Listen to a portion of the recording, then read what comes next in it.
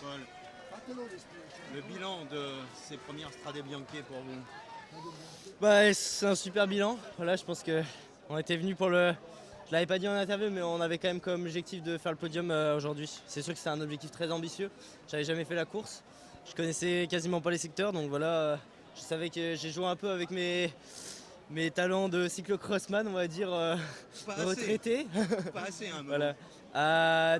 Il y a 2 ans, j'ai arrêté, donc voilà, j'ai réussi à piloter un peu quand même. Et voilà, après, je me suis battu toute la journée pour aller chercher ce résultat. Mais c'est surtout le travail de l'équipe qui a été très impressionnant. Quand Tadej Pogacar a démarré, qu'est-ce qui s'est passé dans votre tête et dans vos jambes? Dans mes jambes, ça s'est bien passé. J'avais des petits problèmes d'estomac, j'avais un peu des crampes d'estomac toute la journée, donc je sais pas trop pourquoi, mais ça m'a pas gêné. J'étais tellement concentré sur ma course que voilà, c'est passé à la trappe. Euh, j'ai essayé de suivre au début, il a attaqué juste avant la descente. Après, ils ont joué le jeu d'équipe, Del Toro m'a bloqué. Il voulait vraiment pas que je passe, je le doublais et il me redoublait, il me freinait devant, donc dans la descente, j'ai perdu du temps. Et après, ouais, j'ai dû boucher le trou qu'il avait fait.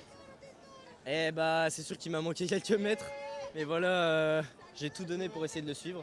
C'est sûr que j'avais beaucoup à perdre quand même parce que si je me grillais dès ce moment-là à 80 bandes de l'arrivée, bah, ça risquait d'être dur après. Mais voilà, j'ai réussi à m'accrocher après, à me battre toute la journée pour aller chercher cette belle place et c'est surtout le travail de l'équipe qui était impressionnant. Vous finissez à 1 minute seulement de Tadej Pogacar. Ouais, après 1 minute, c'est déjà 1 minute de trop.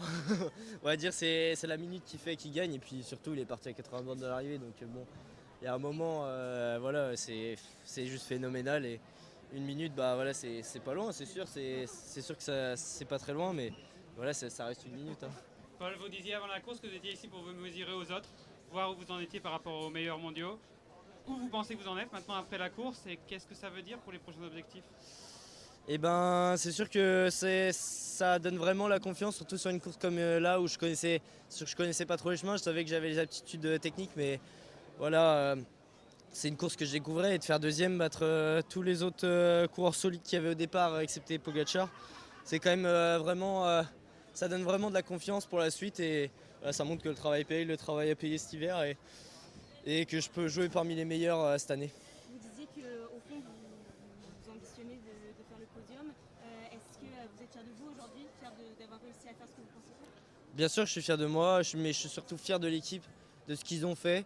Voilà, ils avaient tous un rôle prédéfini, ils ont tous dépassé leurs attentes et ils ont joué leur rôle à merveille, que ce soit au début Noah et Pierre qui m'ont placé vraiment super bien et beaucoup plus loin que ce qu'ils pensaient. Ils travaillent jusqu'au secteur 4-5, ils m'ont placé au secteur 6 aussi.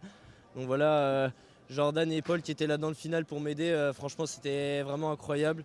Et voilà, et toute la journée, Grégor qui n'a pas eu trop de chance qui est tombé, mais voilà, et c'est tous ces gars-là qui m'ont permis d'aller chercher cette belle place et qui m'ont donné envie de me battre. Voilà. Par rapport aux années futures, quels enseignements vous avez pu tirer de ce week-end?